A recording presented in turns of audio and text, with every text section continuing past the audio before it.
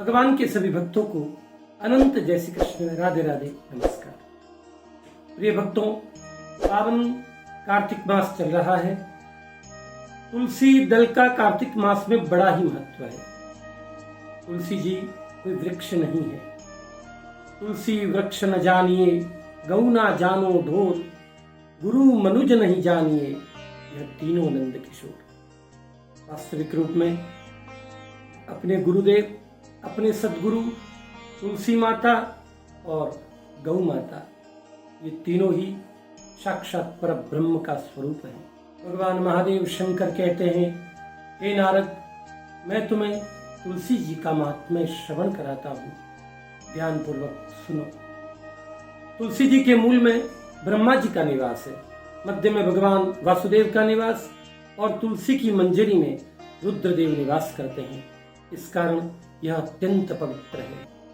तुलसी जी का फल, फूल, छाल, तना, शाखा, मंजरी, तुलसी जी की मिट्टी सभी प्रकार से अत्यंत पवित्र और जन्म जन्मों के पाप नाश करने वाले हैं। जन्म से लेकर मृत्यु पर्यंत जो भी पाप कर्म किए हों वो तुलसी जी की सेवा से अवश्य ही नष्ट हो जाते हैं। तुलसी जी की महिमा बड़ी अद्भुत है, बड़ी अलौकिक है। अगर किसी व्यक्ति की मृत्यु हो जाए और उस व्यक्ति का अंतिम संस्कार तुलसी काष्ठ से, तुलसी की लकड़ियों से हो जाए तो वो भले ही कितना पापी क्यों न हो, लेकिन भगवान विष्णु के दूत स्वयं उस व्यक्ति को लेने आते हैं और वो सदा सदा के लिए विष्णु लोक में वास कर लेता है। तुलसी जी की एक भी लकड़ी अन्य लकड़ियों के साथ अंतिम संस्कार में डाल दी जाए तब भी मनुष्य बिल्कुल पवित्र हो जाता है। वैसे शास्त्र का नियम है कि सिर के नीचे तुलसी जी की गाय के घी में डुबोई हुई तुलसी जी की लकड़ी रखनी चाहिए। प्रत्येक अंग में, हाथों के नीचे, पांवों के नीचे, वक्षस्थल पर, इस जगह, सभी जगह अगर तुलसी जी की लकड़ी रख दी जाए तो वह व्यक्ति निश्चित रूप से पवित्र हो जाता है और उसके समस्त पाप से वो मुक्त हो जाता है।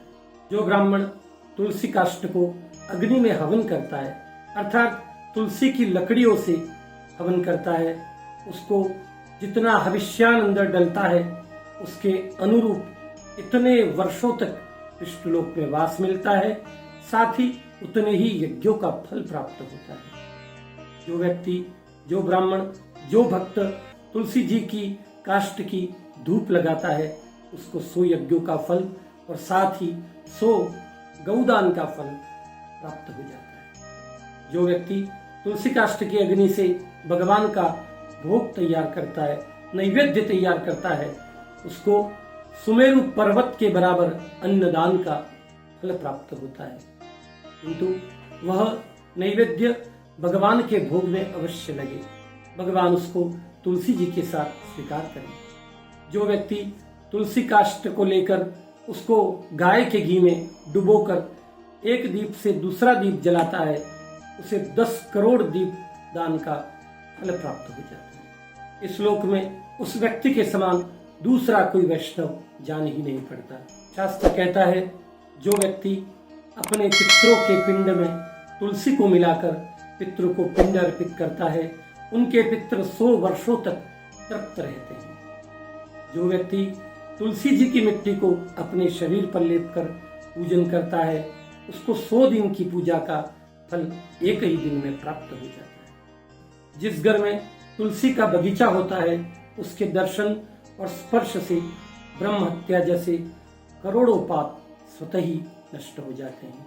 जो व्यक्ति तुलसी जी को शिव मंदिर में लगाता है, उस शिव मंदिर में उस तुलसी जी से जितने बीज तैयार होते हैं उतने युगों तक व्यक्ति स्वर्ग में वास करता है। तुलसी जी को श्राद्ध पक्ष में, श्रावण पक्ष में और प्रत्येक मासिक संक्रांति पर लगाना चाहिए।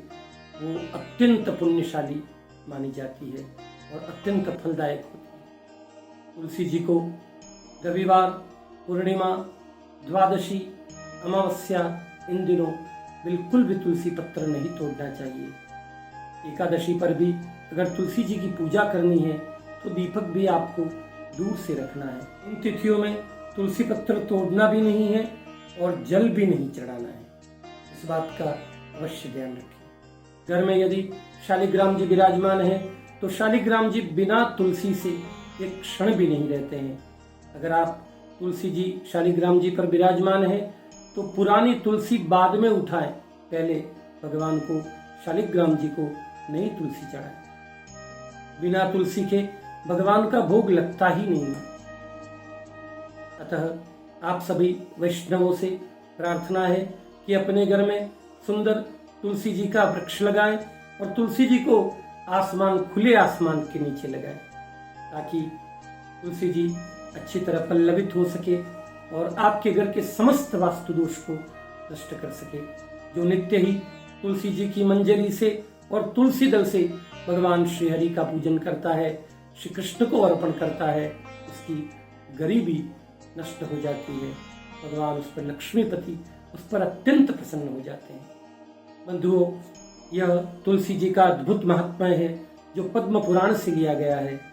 आप श्रद्धापूर्वक भक्ति और विश्वास के साथ माता तुलसी का पूजन करें और विशेष रूप से इस कार्तिक महीने में तुलसी जी की पूजा का अत्यंत महत्व है।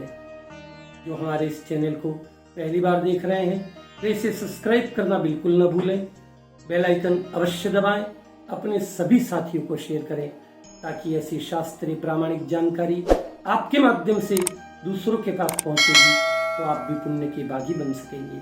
बहुत बहुत धन्यवाद। राधे राधे। जय श्री कृष्ण।